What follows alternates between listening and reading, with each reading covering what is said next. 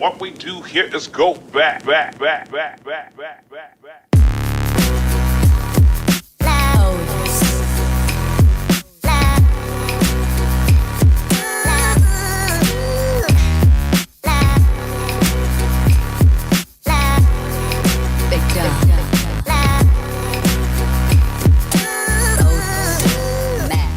Bonjour à toutes et à tous. Bonjour à toutes et à tous, effectivement. On est parti pour finalement cet épisode 1 de Contre-Label. Voilà. Donc, tu es Marie. Je suis Marie, enchantée. Tu es Clara. Et je suis Clara, tout à fait. Je suis Clara. Et donc nous sommes les deux acolytes qui présentons ce podcast Contre-Label. Un label contre toute étiquette. Tout à fait. Quoi de neuf de ton côté, ça va? Tout va bien? Ah oui, tout va bien. Moi, je suis prête pour attaquer cet épisode qui va parler de défis cinéma. Tout à fait. Et alors, qu'est-ce que c'est que ce film qu'on a vu? De quoi va-t-on parler, finalement? C'est un film, ça fait des années que je dois le voir, donc il se nomme Les Garçons Sauvages. Voilà. Ah, c'est un film de Bertrand Mandico, qui a fait beaucoup de courts-métrages et qui est sorti en 2017. Voilà. Effectivement, parce que c'est l'année où je suis allée voir The Disaster Artist par James Franco, avec James Franco. Et c'est là que je suis tombée sur la petite affiche pour aller voir Les Garçons Sauvages, et qui est resté dans mes bagages, mes valises, mes cartons depuis 2021. Et donc... j'en ai parlé à Clara, j'ai dit ça fait des années que je retarde et puis on y est là. Et puis moi j'ai dit oui, et en plus ce qui était drôle c'est que on voulait faire notre premier sujet, le premier sujet qu'on a trouvé c'était les beatniks. Parce qu'on discutait comme ça, machin et tout. Et en regardant un peu des infos sur ce film Les Garçons Sauvages là, il s'avère que c'est un film qui est adapté d'un roman de William S. Burroughs, qui faisait partie de la Beat Generation. Exactement. Et dont les espèces de fans sont les beatniks. Voilà. Donc tout est lié en fait. Voilà, c'est ça. Tout est lié. Et ben quelle aventure ce film, Clara. Bah d'abord, de quoi ça parle? Est-ce que ça parle de quelque chose? Ah bah bien sûr, ça parle de... Donc on a cinq adolescents qui se retrouvent... qui sont sur l'île de la Réunion, où je suis actuellement en fait, l'île Bourbon. De son vieux nom, et qui sont issus de la bourgeoisie et on va dire très très aisés, trop aisés peut-être, puisqu'ils passent leur journée à chahuter, à faire même des crimes, faut le dire, c'est le sujet du film, hein, et ça dégénère beaucoup, et c'est comme ça que démarre le film, c'est sur un crime avec leur professeur de littérature. Et c'était très très violent ce début de film, Clara. Oui. Et par la suite, en gros, pour les mater un peu, on va les envoyer sur un voilier avec un type qui s'appelle le capitaine pour les mater quoi, pour les adoucir. C'est ça, pour les transformer en gentils petits garçons ou autre chose. Voilà. Pour les adoucir. Je tiens juste à préciser que du coup, on va peut-être parler de choses un peu touchy. Un peu délicate. J'ai vu la critique du Figaro qui souligne que c'est un film interdit au moins de 12 ans. Moi, personnellement, je dirais même interdit au moins de 18 ans. Je trouve que... Oui, 12 ans, parce qu'il y a des scènes vraiment violentes, je trouve, et sans aucune subtilité, hein, bien sûr. Et donc on va peut-être dire aussi des choses donc délicates et peut-être aussi peut-être un peu virulentes, je ne sais pas. Moi, j'ai un paquet à dire quand même, hein, mais bon. Bref, donc attention à vous, à nos petites oreilles. Voilà, c'est cette première scène qui est un viol et puis qui a un meurtre à la fin en fait, involontaire, mais bon, volontaire pour le viol hein, finalement, puisqu'ils sont là pour soi-disant ils sont en train de reproduire une scène d'une pièce de théâtre, je crois, avec leur professeur, mais en fait ils vont là où leur pensée les mène, ils vont jusqu'au bout et ils reconnaissent parce que clairement il y a la voix off qui le dit en fait quoi, qui vont tellement jusqu'au bout que même si la professeure à un moment donné qu'ils respectent et qu'ils aiment à la base, elle se révolte contre eux, et même là, bah non, ils décident que non, ils vont continuer jusqu'au bout leur truc. Moi, ça m'a choquée. Voilà, juste... Ben oui. Surtout qu'en plus, c'est pas juste... c'est très explicite, quoi. C'est-à-dire que t'as la nana, elle est sur un cheval, concrètement. Elle est attachée façon BDSM. Et voilà, donc c'est super. Ils font subir des sévices sexuels en tout genre. Oui, début assez violent, quand même. Moi, je vais être honnête, hein, j'ai failli arrêter aux 5 premières minutes. Ouf, putain, j'ai eu tellement peur que tu me dises un truc du genre, non, rien. Moi aussi, j'ai failli arrêter. Non, mais je savais que toi comme moi, on allait avoir des choses à dire sur ces 5 premières minutes. Ouais, ou pas justement, parce qu'il y a de quoi avoir envie de s'éclipser, hein. Vraiment, pour pas en parler. À tout moment, on a envie d'appuyer sur le bouton pause, surtout me concernant. Mais une fois passé ces 5 premières minutes, ça va. On comprend où on va, on accepte, du moins, on rentre dans le vif, et en fait, ça devient beaucoup moins cru par la suite. Ou alors peut-être juste qu'on s'habitue au cadre, je ne sais pas. Mais c'était vraiment impressionnant pour moi les 5 premières minutes. Je me suis demandé dans quoi on s'aventurait vraiment. Ben, moi, les 5 premières minutes, j'ai cru que, en fait, c'était juste vraiment que le début du film et qu'après, on allait avoir un film, entre guillemets, normal, qui repasse en couleur, déjà, parce que c'est un film en noir et blanc. Oui, quasiment. C'est vrai. Pas l'oublier. Et que, moi, je pensais que c'était un peu une blague, que c'était, je sais pas, en fait, je sais pas trop ce que j'ai pensé au début. Et quand j'ai vu que ça commençait à durer 10 minutes, c'est toujours pareil, d'accord. Ouais. 15 minutes aussi, 20 minutes, et après, à partir de 25 minutes, j'ai enfin compris que, d'accord, en fait, c'est ça le film. Ouais, ok. Ouais. Non, mais c'est... Comment dire? Je sais pas si c'est voulu venant de la part du réalisateur, mais il y a aucune barrière, aucune limite. C'est très brutal, très abrupt, toutes les scènes. On nous verse un seau de confiture sur la tête, clairement. On nous a rien demandé, et c'est violent, vraiment, il n'y a pas d'autre mot. Pour moi, visuellement, c'est violent, et ça m'a fait penser après coup à Orange Mécanique.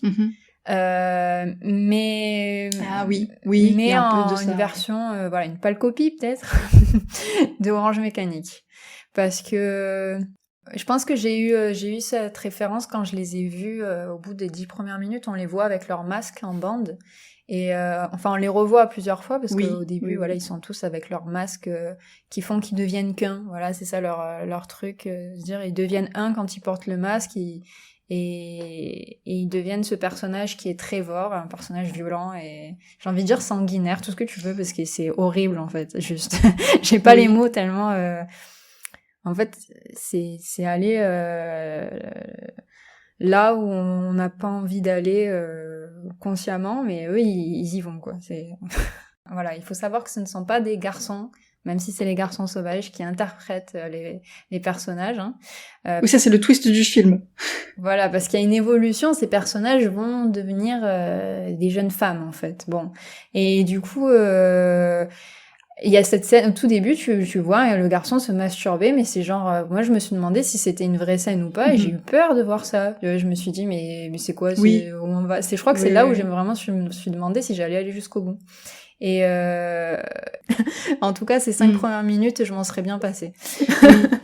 Voilà, visuellement, voilà. Oui.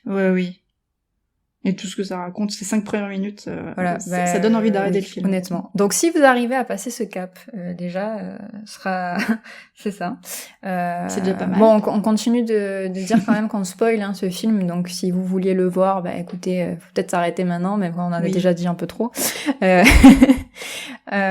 Oui, on a révélé le twist, donc du coup c'est mort. Donc après ce violent crime, ils sont jugés et ils mentent comme il faut à la cour. Ils disent que on répétait une scène de Macbeth et que c'est la prof qui nous a fait boire, qui nous a forcé, etc. Oh là là, à ce moment-là, machin. ils jouent tellement bien les acteurs, ou plutôt les actrices, que j'avais tout envie de les gifler. Oui, Les bah unes oui, après oui, les autres. J'étais peut-être trop rentrée dans le film déjà, mais c'est... Et donc leur sentence, c'est quoi? C'est Oui, c'est leurs parents qui la mettent en Oui. place, du coup, avec ce fameux capitaine qui va les amener en bateau pour 2 mois. c'est ça. Mais ils préviennent... J'aime bien parce qu'il prévient les parents qu'il n'y a pas de garantie pour que leurs enfants reviennent sains et saufs. Genre, Bon. c'est possible qu'il y en ait qui meurent en cours de route, et voilà. C'est C'est juste pas grave, ça. Et les parents, ils sont totalement d'accord, d'accord. Parce que eux, tout ce qu'ils veulent, c'est qu'en gros, leur retrouver des enfants sages comme des agneaux, c'est leur objectif, mais tu sens qu'ils s'en moquent totalement. En fait, ouais, ça c'est un peu choquant, le côté totalement détaché de l'éducation de leur enfant aussi. C'est genre... Oui, ils sont livrés complètement à eux-mêmes, quoi. Ouais, et ils préfèrent laisser quelqu'un totalement étranger s'en charger, quitte à ce qu'un des enfants meure, tu vois. Ça m'a choqué, tu vois. J'étais là en mode, ah ouais, mais en fait, le problème, il vient de vous, quoi, les gars. C'est-à-dire que aucune prise en charge, quoi, genre zéro. Et du coup, et c'est que s'ils donnent de l'argent que... c'est encore avec l'argent, du coup, ils sont bourgeois, que du coup, Oui. ils peuvent se le permettre. Et d'ailleurs, tu vois que quand Tanguy rejoint l'aventure à la dernière seconde, le capitaine, il était furieux contre lui, il demandait de partir, et le moment où il lui montre l'argent avec les bijoux, là, ça change tout, et du coup, il peut faire partie de l'aventure. C'est vrai. J'avais pas pensé à cet aspect-là, mais c'est vrai. Oui, du coup, c'est un film, moi, ce que je voulais surtout dire, c'est hyper sexualisé, sexuel, quoi. Enfin, il y a des références de partout. Franchement, symboliquement, dans tout le film, tu vois des phallus de partout, tu vois des... je sais, moi, tout est mouillé, tout est... Je sais, moi... Enfin, il y a du sexe de partout, quoi. Je crois que la scène qui m'a le plus à la fois choquée parce que c'est choquant, et en même temps, je l'ai trouvé mais tellement sans aucune subtilité, c'est vraiment premier degré. C'est la scène où ils sont, tu sais, dans la forêt luxuriante. Ah oui. Et ils se reposent et en fait, ils boivent un nectar. Alors, ils boivent un nectar blanchâtre qui gicle, d'un espèce de fruit en forme de phallus. Ah ouais, clairement. Non, mais moi aussi, en fait, c'est ça. Je crois que ce film, ce qui m'énerve dans ce film, c'est son manque de subtilité. Ah, c'est bourrin à mort, quoi. Tout est grossier, tout est... Et en même temps, je me dis, je pense que c'est voulu, quoi. Et je sais pas. Mais même que ce soit voulu ou pas, je trouve ça donne pas envie, quoi. Moi, franchement, quand j'ai vu ce moment-là, je me suis dit, ah non, c'est pas vrai, quoi. Ils nous ont pas fait ça. Et si, il a été jusque-là. Après, je sais pas si on doit rentrer dans la psychologie, mais on peut, hein, pourquoi pas, franchement. Hein. Mais moi, je me suis demandé... Je comprends pas. Alors déjà, faut replacer la chose un peu dans son contexte. C'est que Burroughs, du coup, il s'est découvert homosexuel dans sa vie. Et ce livre qu'il a écrit, et donc le film est une libre interprétation du livre, ce que j'ai bien compris aussi. Le livre Les Garçons Sauvages qu'il a écrit était potentiellement le scénario d'un récit pornographique homosexuel. Oui, déjà. Oui. Donc bon, t'as envie de dire c'est un peu logique si ça part dans tous les sens. Mais finalement, c'est pas vraiment un récit pornographique si j'ai bien compris, mais bon, ça reste très très porté sur la chose et pas compris. Et ce sont c'est soi-disant un récit dédié aux homosexuels, si j'ai bien compris.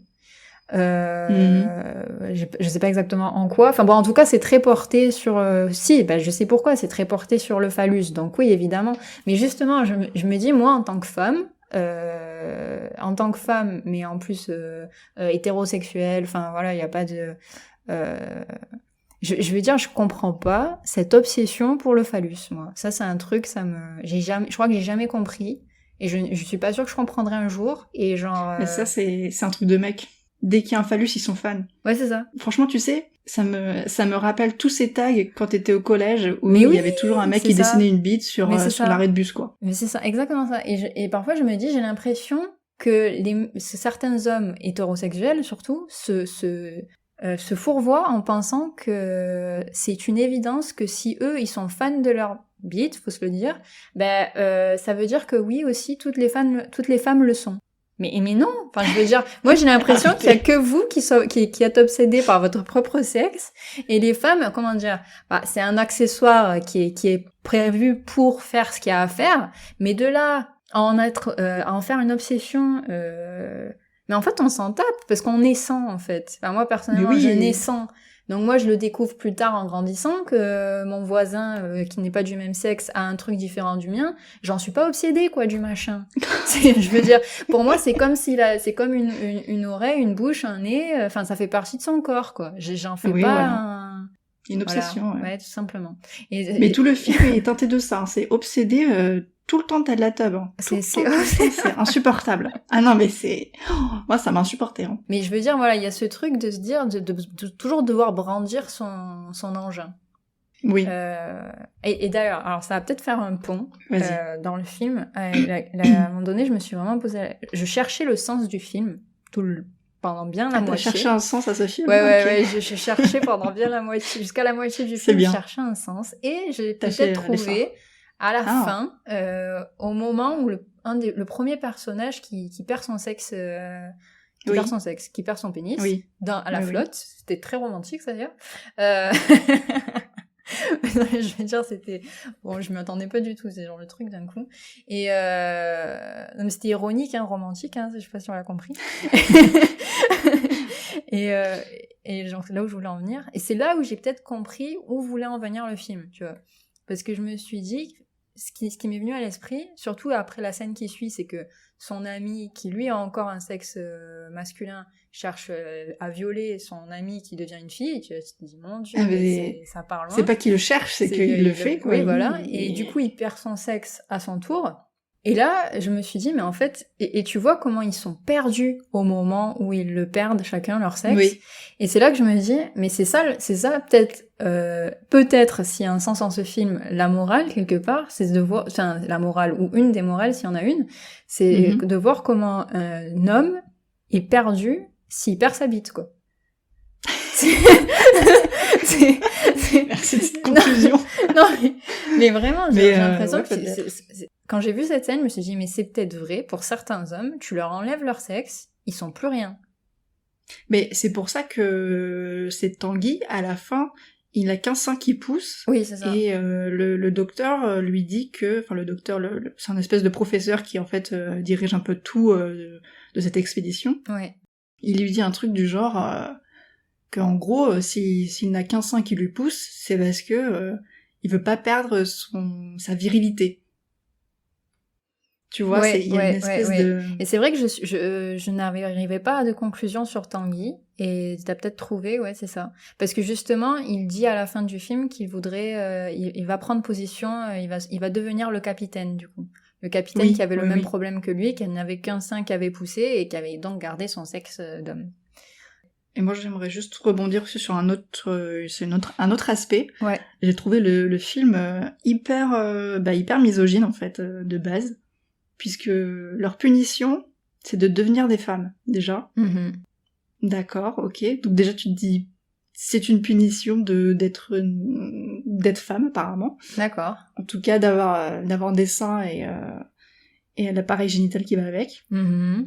Et que d'ailleurs, en fait, dans ce film, ils deviennent des femmes, et ça se voit au moment où ils perdent leurs appareils génitaux masculins. Et en fait, c'est que t'as l'impression qu'en fait, la femme est incomplète. C'est une version incomplète de l'homme, quoi. Parce qu'ils le perdent vraiment, genre ça tombe comme une dent de lait, tu vois. Genre ça tombe et après ça devient complet, tu vois. Ah ouais.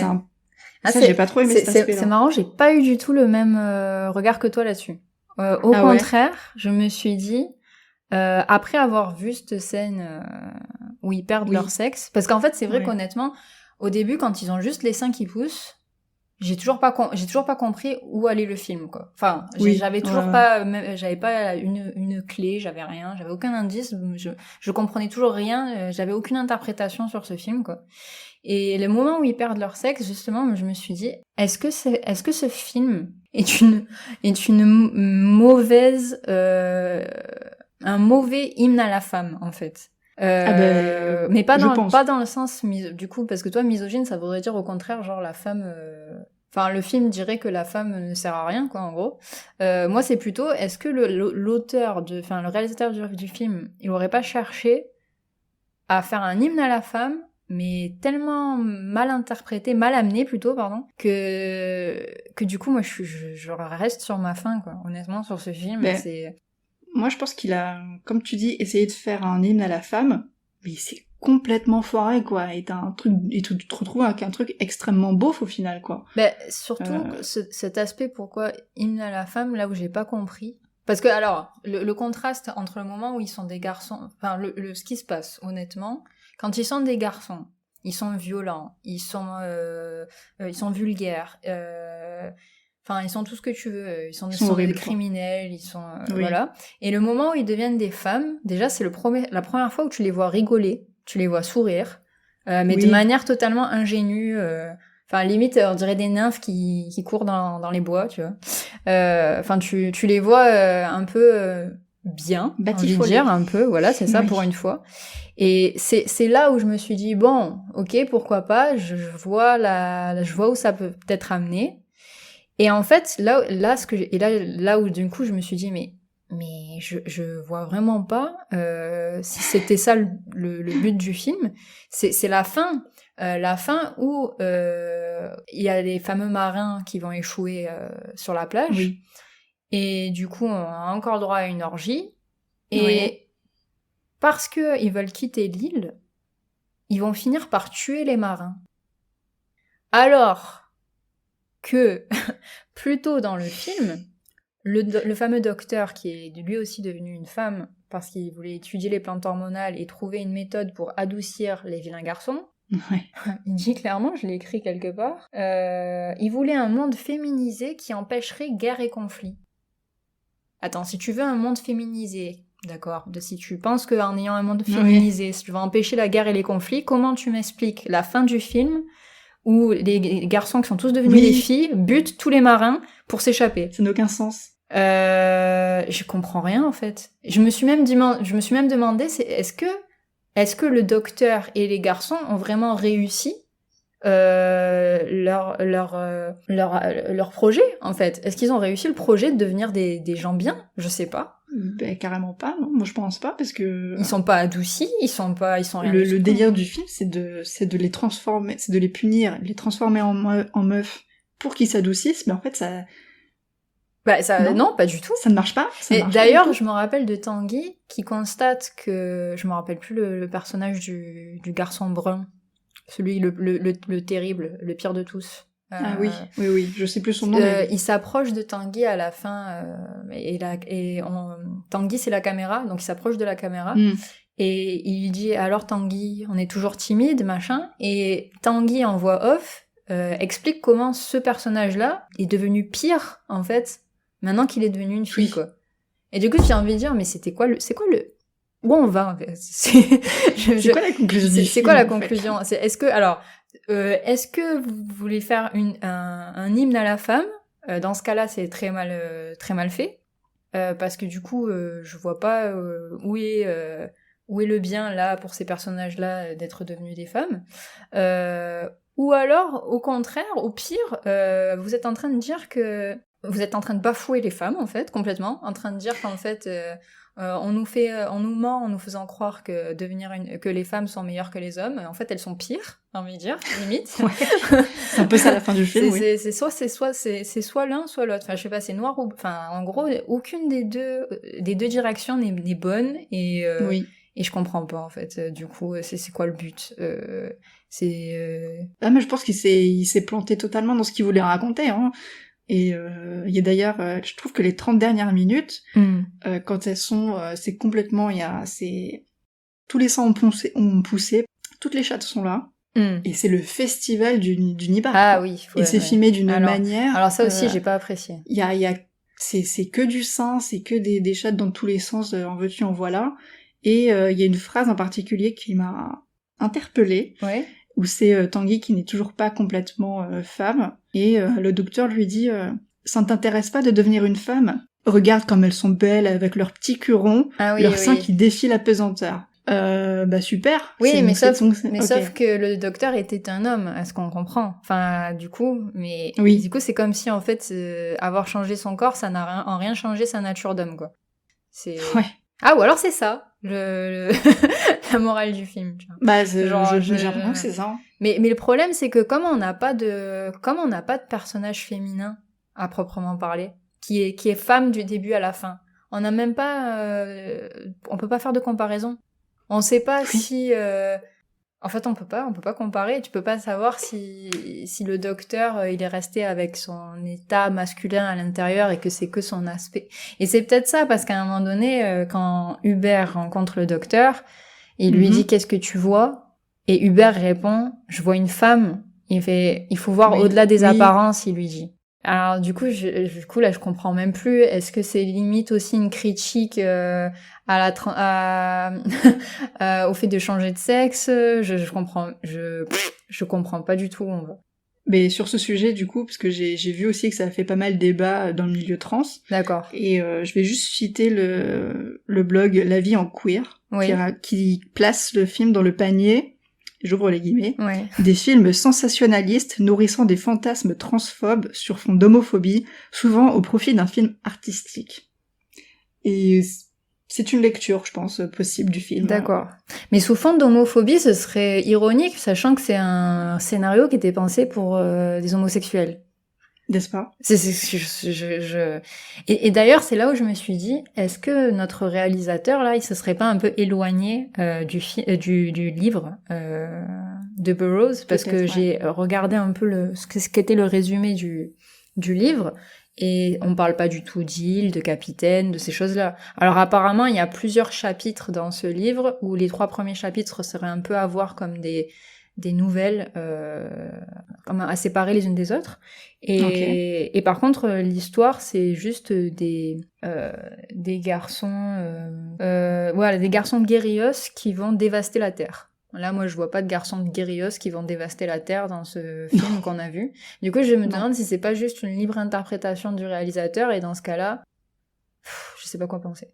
Mais j'ai l'impression qu'en fait le réalisateur il a pris le bouquin, il a fait une libre adaptation comme c'est indiqué. Ouais. Et en gros, il a mis un peu à sa sauce, quoi. Mais ça ressemble à rien, quoi, honnêtement. Alors par contre, s'il y avait une chose que je voulais souligner, c'était l'association permanente du sexe et du crime, et de l'homicide, en fait. Oui. C'est-à-dire qu'à chaque fois qu'il y a une scène de sexe, il y a soit une tentative de meurtre, soit un meurtre. Même les garçons, là, quand ils batifolent pendant la nuit... un peu où ils ont une hallucination, ils savent plus trop, ils sont en train de se transformer, mais ils savent pas encore qu'ils sont en train de se transformer en femmes. Ils ont pas encore des seins qu'on poussés, ils ont rien, ils sont encore des hommes de manière anatomiquement parlant. Et justement, si tu regardes cette scène qui dure très longtemps d'ailleurs, plus de 5 minutes je crois, on sait pas si c'est une orgie ou une bagarre. Parce qu'il y a des moments, clairement ils s'étranglent. Oui, c'est bon, j'ai la scène qui me revient là. Et c'est Tanguy, je crois, d'ailleurs, qui étrangle beaucoup. Et ça me refait penser à la scène où, tu vois, on rencontre le docteur pour la première fois, qui lui rencontre le capitaine. Hubert les espionne, et là encore, le docteur cherche à étrangler le capitaine se défend en l'étranglant, et là, ça finit à nouveau en scène de cul, plus ou moins. Oui. Et pareil, la première scène, c'est une scène de viol où la femme finit par être tuée. Et puis à chaque, la fois où il s'attaque au capitaine sur le bateau pour le tuer. Ben avant même de le tuer, il cherche limite à le violer en fait. Et même quand il le retrouve mort, son cadavre mort sur la plage, il cherche à la toucher. Et là, tu te dis, mais c'est pas possible, cette association permanente entre le sexe et un crime, un homicide. Et par contre, tout cet aspect-là n'a lieu, enfin très violent, j'avais envie de dire, n'a lieu que quand ils sont des garçons, faux, puisque même à la fin, quand il y a l'orgie, alors qu'ils sont devenus des femmes, ils tuent les marins. Donc, je sais pas. Enfin, il y a un côté très violent lié au sexe, quoi. On dirait que le sexe n'est pas une partie de plaisir, au contraire, quoi. C'est la mort, quoi. Ouais. Voilà. Je n'irais pas mieux, ouais. Ouais, non, mais voilà. s'il y a tout de même un aspect que je peux dire de positif pour ce film, Ouais. c'est que, parce que j'ai quelque chose à dire quand même de positif, Ouais. c'est que je trouve on retrouve bien le côté un peu décousu des auteurs de la Beat Generation. Oui. Un peu décousu, qui va dans tous les sens. Oui. Tu sais pas c'est pas toujours très explicite ce qui se raconte. Ouais, si on doit... Alors, des choses que je retiens de bien sur ce film, quand même. Pour moi, c'est la qualité de la réalisation, en fait, juste. Honnêtement, c'est tout. Ouais. Le choix de la caméra, choix des couleurs, choix esthétique. J'ai vu des critiques qui disaient que il y avait c'était beaucoup emprunt au trucage des films de cinéma muet, et je pense que oui, ça se voit, et c'est bien fait, en fait. La réalisation, voilà, pour moi, elle est bien faite. Par contre, voilà, un bon film, c'est pas juste un film qui est bien réalisé, quoi. C'est un film qui est bien amené. Parce que même si c'est bien réalisé, etc., c'était tellement... L'histoire, j'ai tellement détesté que c'était pas suffisant pour me faire dire que c'était bien, quoi. Enfin, honnêtement, là, je recommanderais pas ce film, hein, après l'avoir vu. Ouais. C'est... Ah non, c'est sûr. Hein. Et qu'est-ce que je voulais dire d'autre sur ce film C'est déjà pas mal. Mais je crois qu'il y avait j'ai vu des références un peu par-ci par-là, genre quand ils arrivent... Déjà, il y a la musique de Casse-Noisette, la fée dragée, quand ils sont sur le bateau, et qu'ils arrivent, je crois, sur l'île. Bon, je vais pas trop chercher à comprendre pourquoi, mais je pense que c'est l'aspect fantastique, tout ça. Et je pense que ça fait partie de l'aspect aussi un peu Beat Generation, cette écriture un peu dans tous les sens, décousue, etc., quoi.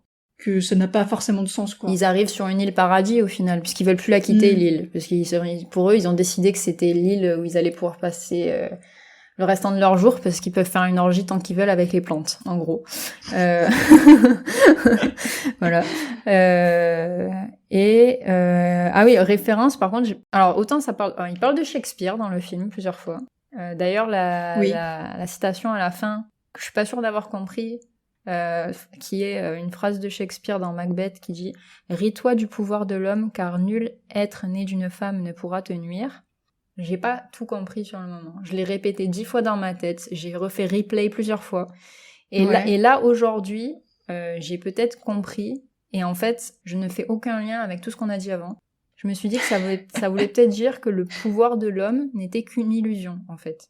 Qu'un homme qui pense que l'homme a du pouvoir, ce n'est qu'illusion, quoi. C'est illusoire de penser qu'en tant qu'homme, on a un pouvoir parce qu'on est homme. Mais du coup, ça va en contradiction avec tout ce qu'on a dit avant. Je comprends même pas pourquoi cette citation à la fin, en fait. En plus, mon Dieu, le choix de la musique pour le générique de fin.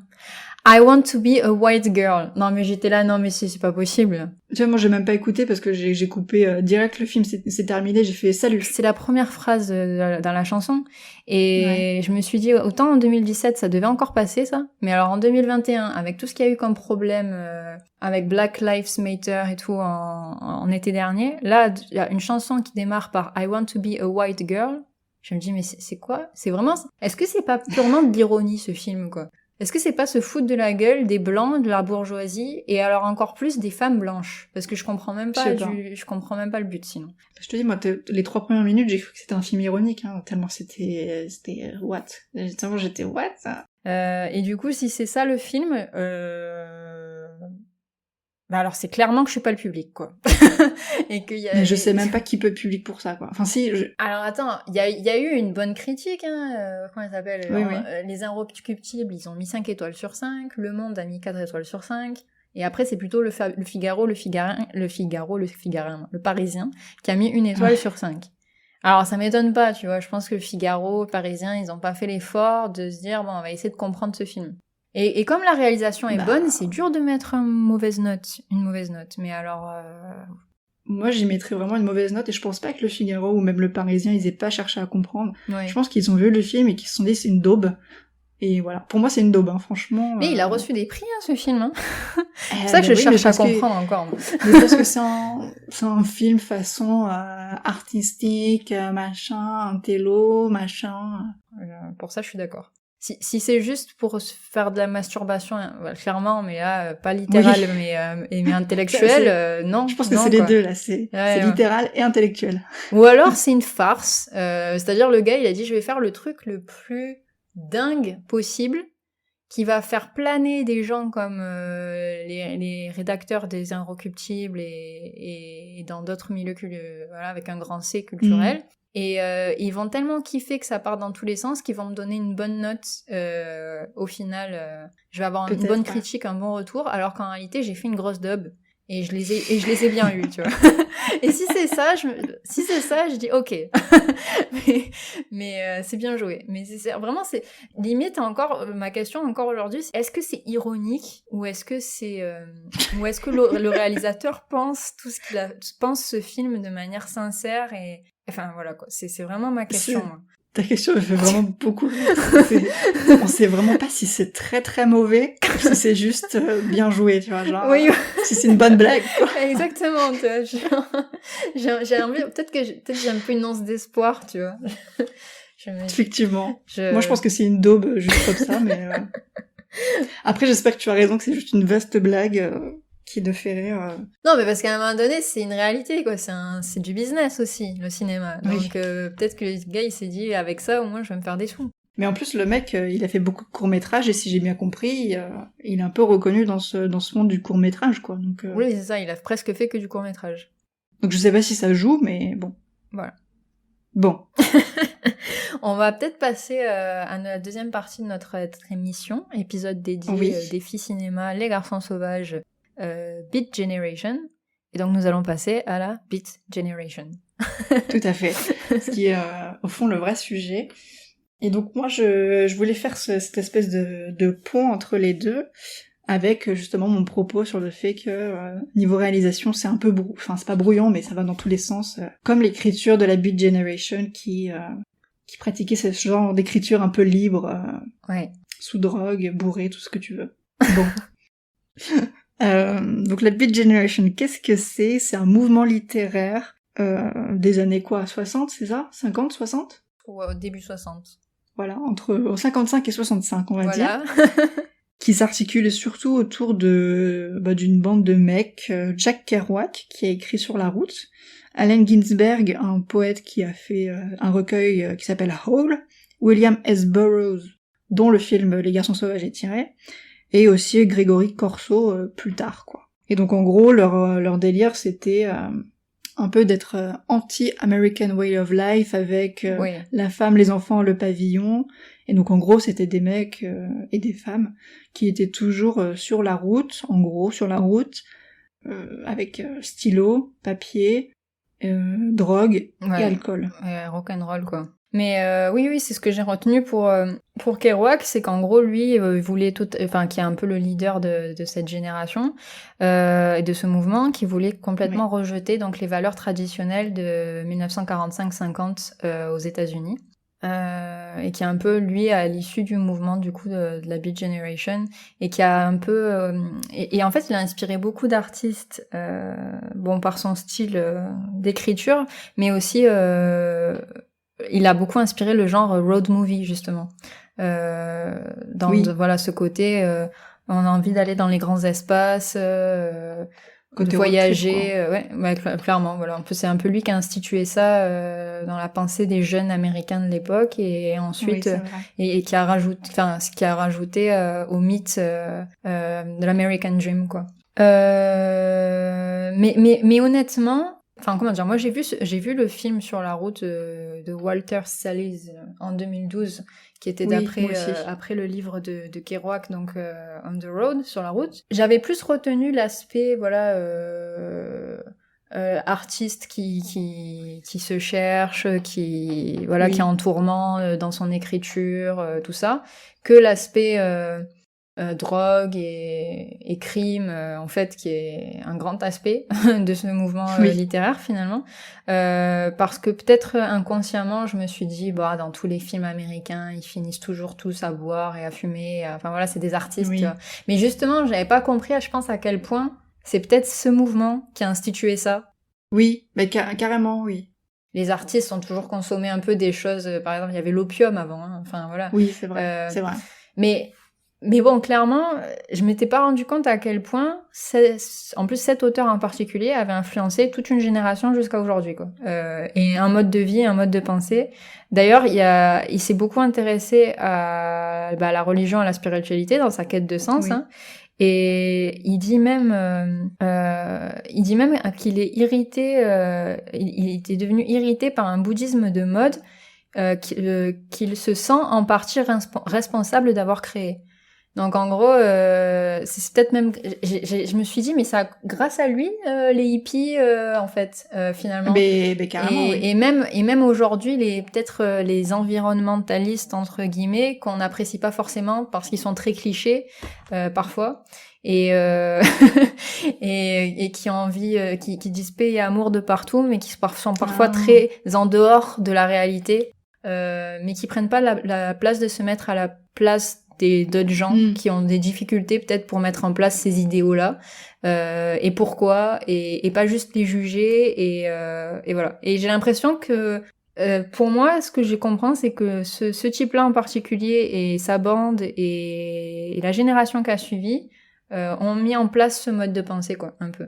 Mais je pense que c'est peut-être pas lui, à proprement parler, parce que comme dit, il est irrité de voir que ça a pris de telles proportions, en fait, sa popularité, quoi.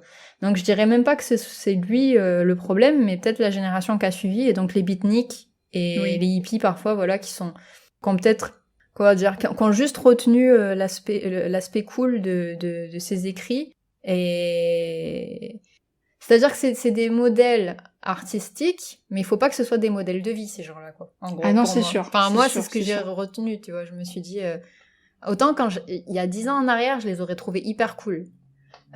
Aujourd'hui, je me dis, non, mais ça va pas ou quoi? J'avais pas réalisé à quel point, mais le gars, Burroughs, il est chevalier, je sais plus, des arts et machin, alors que c'est un criminel aussi. Je me dis, mais elle est où la logique? On donne un titre de chevalier à un gars qui a tué sa femme. Je dirais, on est où, là? Et en plus, je veux dire, le mec, il a tué sa femme, et c'est même pas ça le plus grave, parce qu'il l'a tué, genre, si j'ai compris, dans un moment de beuverie, ils étaient tous les deux complètement torchés, etc. Il a essayé de reproduire une performance de Guillaume Tell. Tout à fait. C'est-à-dire quand tu dois tirer la flèche sur la pomme qui est posée sur la tête.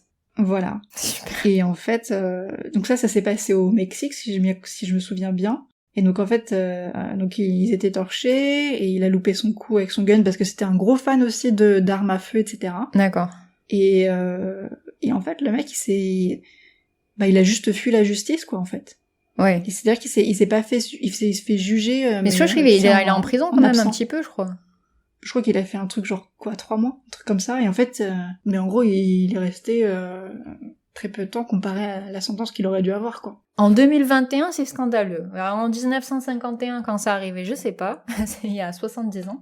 Mais aujourd'hui, moi, est-ce qu'il faut saluer un auteur? Enfin, c'est vraiment la question pour moi. Saluer un auteur qui vit pas sa vie comme il... Enfin, c'est pas le juger sur son mode de vie, mais c'est un criminel, en fait, quoi. Ça va plus loin que ça. Bah oui. C'est pas juste un drogué ou... D'accord, ce sont des... Et pour la plupart, ce sont des criminels ou des gens qui ont côtoyé des criminels.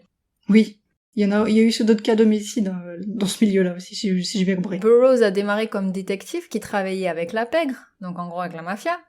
Et ils ont démarré leur consommation d'héroïne et morphine parce qu'ils hébergeaient des amis qui étaient déjà impliqués dans une affaire d'homicide. Enfin, oui. Si, mais en fait, c'est comme ils ont cherché leur malheur et ils l'ont eu. Qu'on reconnaisse leurs livres, c'est une chose, mais de là à couronner des gens qui sont des criminels, enfin, je pense à lui surtout. C'est ça qui je crois que qui m'a le plus choqué, quoi, quand je me suis penchée dessus le personnage. Et j'ai limite envie de dire que Kerouac a l'air cool à côté. Limite, le gars, lui, il a l'air moins truand. Voilà, il a mené sa vie comme il pouvait, parce que ça avait pas l'air simple non plus, sa vie. J'ai vu le climat familial, tout ça. Alors que lui, il venait pas d'un milieu bourgeois, si je me souviens. Ouais, c'est ça, ce que j'ai compris. Ouais. Et il a mené sa vie, il est devenu populaire malgré lui, et Voilà. Enfin, je sais pas comment... Je sais pas. Je n'ai plus les mots. Bon bah pour conclure, je vais conclure moi. Ouais. J'ai détesté ce film, je trouve que c'est le pire film que j'ai jamais vu de ma vie, honnêtement, vraiment. Il m'a mis dans un état de colère, mais pas possible après que je l'ai vu. Je pense que la seule fois où j'en reparlerai, ce sera quand quelqu'un me demandera quel est le pire film que j'ai jamais vu, bah je répondrai c'est Les Garçons Sauvages. Et pourtant, il y a des films que je déteste, hein. Mais je peux comprendre que certaines personnes aiment des films que je déteste. Mais Les Garçons Sauvages, je comprends pas comment on pourrait même aimer ce film, quoi. Je sais pas. Moi, je me dis, il faudrait que je renaisse dans la peau d'un garçon pour voir ce film, en fait. Et pour me dire, est-ce que j'arriverais à comprendre cette obsession pour le phallus, quoi. Je comprends. Moi, je crois que c'est, parce qu'en fait, il y a beau avoir eu toute l'histoire du film, ce que je retiens, c'est juste ça, en fait, du film. Oui. C'est les premières scènes. Et c'est dingue quand même. Tu te dis comment... Alors qu'il y a eu plein de mésaventures, plein de choses, des nouveets personnages, le capitaine, tout ça. Mais Oui. à la limite, tout ça, tout l'espace, toute la grande partie du film avec le capitaine, elle est inutile. Bon, on n'a même pas parlé du chien qui se transforme en démon, on sait pas trop comment, mais bon. C'est vrai, j'avais oublié ce truc. Mais oui, mais pour te dire qu'en fait, finalement, s'il a réussi quelque chose, ce réalisateur, c'est à nous dégoûter, voilà. Bon, c'était une belle, malgré tout, Oui. une expérience à faire. Je crois que je l'aurais pas vu ce film, Clara, si on n'avait pas fait ce défi cinéma. Et moi, j'ai eu de la chance parce que j'ai pas regardé la bande-annonce juste avant. Ah. Je pense que si j'avais vu la bande-annonce, je t'aurais dit non, quoi. Je crois que j'ai pas regardé la bande-annonce non plus. Moi, j'en étais restée à l'affiche, au prospectus, quoi. Qui est quand même sympa, l'affiche. Ouais. Mais en fait, c'est ça, visuellement, ça va. Mais c'est tout ce qu'on retient, quoi. Malheureusement, ouais. Du coup, c'est un film que tu ne recommandes pas. Je crois pas. Et moi non plus. Par contre, si vous aimez ce qu'on fait avec Clara, là, nos petits podcasts, oui. Petits podcasts culturels, dont par exemple ce défi ciné, ou comme notre épisode 0, où on revoyait nos playlists musicales de l'année 2020. On vous invite aussi à nous suivre sur notre site de financement participatif Patreon, où avec un euro symbolique par mois, vous pouvez faire partie d'une communauté, échanger avec nous, avoir des exclusivités, et puis créer ensemble une communauté un peu fun, où on parlera de culture et d'autres choses si vous voulez. Voilà. Parce qu'on a quand même, on a cette envie, en gros, de créer une communauté. On aimerait vraiment, comment dirais-je, communiquer sur d'autres podcasts et peut-être d'autres choses sur Patreon exclusivement, quoi. Voilà. Et si vous aimez pas l'idée de vous abonner mensuellement parce que vous avez pas forcément envie de faire partie de la communauté, on a aussi une page Ko-fi où là vous pouvez faire juste une petite donation parce que malgré tout, on a un peu investi dans du matériel par exemple, où on prend un peu du temps pour faire ce podcast, donc on apprécierait des petits gestes, voilà. Si vous appréciez jusqu'au bout ce podcast. Et vous pouvez toujours aussi nous suivre, comme d'habitude, sur les plateformes d'écoute, hein. Voilà. Spotify, Apple Podcast, il y a quoi, Podcastix, Deezer, Podcast Addict. C'est ça. Et YouTube aussi, on est sur YouTube. Voilà, YouTube, et voilà. Et en gros, on se donne rendez-vous un peu les lundis, tous les 15 jours à peu près, donc n'hésitez pas à vous abonner, comme ça vous verrez apparaître le nouvel épisode quand il se présentera. Exactement. Bon, c'est tout ce qu'on a à dire. Bah oui, merci Clara, c'était cool. Oui. Merci à toi Marie, c'était cool effectivement. Et puis merci de nous écouter encore. Hein. Oui. Eh bien à bientôt. Mais oui, à bientôt. Salut. Ciao.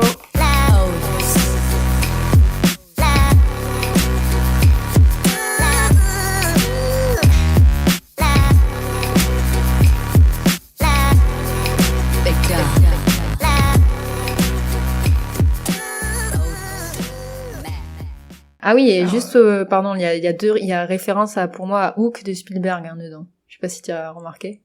J'ai jamais vu Hook, donc je ne peux pas te dire. Non, tu vois le moment où il dit, il trace une ligne au sol, le capitaine, et il dit ceux qui ne veulent pas repartir, qui se mettent de l'autre côté de la ligne. Ouais. Clairement dans Hook, c'est ce qui se passe. Il y a une scène où t'as les enfants perdus.